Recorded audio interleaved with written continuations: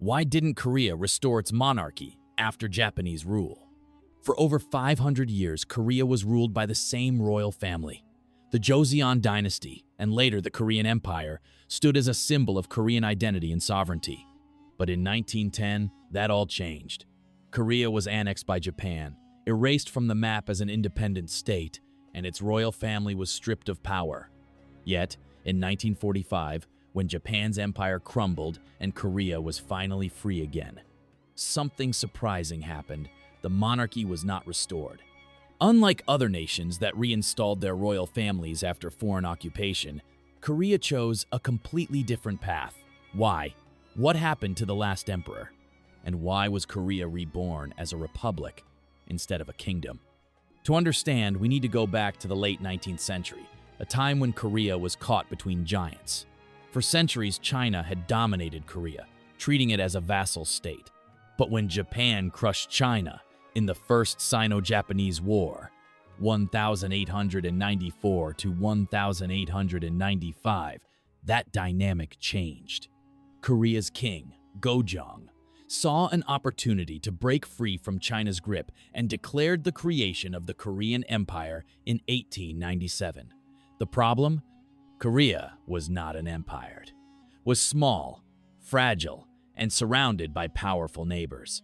Gojong believed that Russia would protect Korea from Japan, but in 1905, Japan defeated Russia in the Russo-Japanese War. With no one left to defend it, Korea was doomed. Japan forced Emperor Gojong to abdicate and replaced him with his son, Emperor Sunjong. But Sunjong was just a figurehead. Japan controlled everything.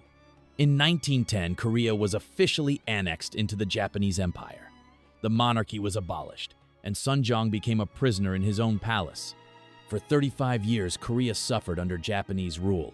Its language was banned, its culture suppressed, and its people treated as second-class citizens. But everything changed in 1945 when Japan surrendered in World War II. Korea was free again, but it was also divided. The Soviets took the north, the Americans took the south, and suddenly, Korea's future wasn't in its own hands, it was in the hands of two rival superpowers. Britain and China had originally been meant to help oversee Korea's transition to independence, but the US and USSR ignored them and decided to handle things alone. This created a huge problem for any hopes of restoring the monarchy.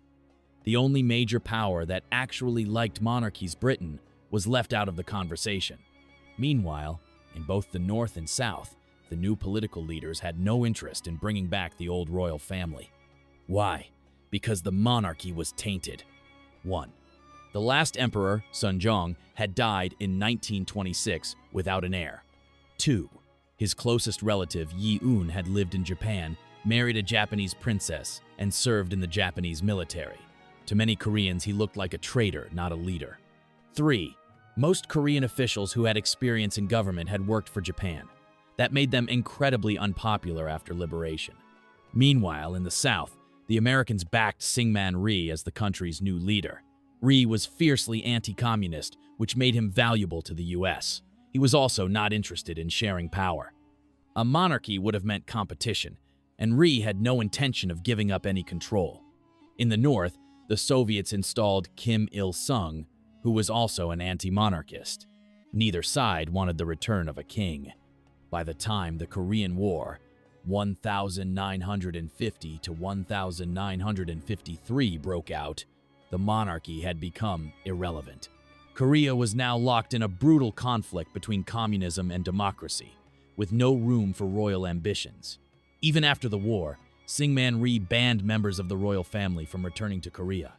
It wasn't until 1963 that the ban was lifted, but by then, Korea had been a republic for so long that the idea of bringing back the monarchy was laughable. Today, remnants of Korea's royal family still exist, but they hold no power. The palaces remain, the history is preserved, but the monarchy itself, gone. And that is why, after centuries of royal rule, Korea never restored its monarchy.